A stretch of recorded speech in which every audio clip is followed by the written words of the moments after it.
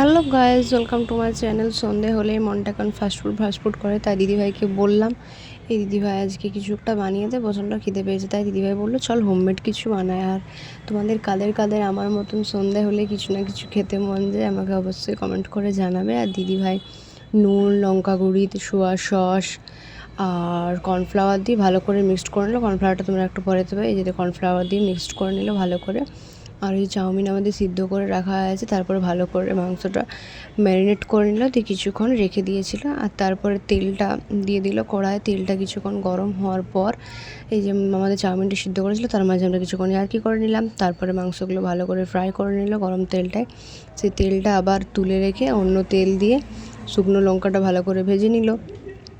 দেন দেখতেই পাচ্ছি তার মাঝে চমকেও গিয়েছিলো, আসলে কোনোদিন রান্না টান্না করে না, মা ওকে বেশি রান্নাঘরে ঢুকতে দেয় না। যাই হোক বাদ দাও। তারপর দেখতে পেলো সব রকম সবজি দিয়ে ভালো করে ফ্রাই করছে। তারপরে আমাদের চিকেনগুলো যেগুলো ভেজে তুলে রাখা ছিল সেগুলো দিয়ে দিল। তারপরে ভালো করে নাড়াচাড়া করলো কিছুক্ষণ, দিয়ে চাউমিন যেগুলো সিদ্ধ করা ছিল সেগুলো ভালো করে দিয়ে দিল।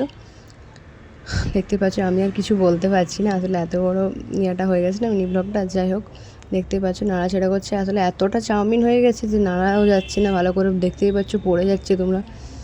আর আমি বললাম নষ্ট কেন করবে, এগুলো ওইখানে যেহেতু পড়েছে দিয়ে দেয়, তার জন্য দিয়েও দিল সেগুলো। আর ভালো করে নাড়তেও পারছি না, এতটা হয়ে গেছে চাউমিনটা। যাই হোক দেখতে থাকো তোমরা।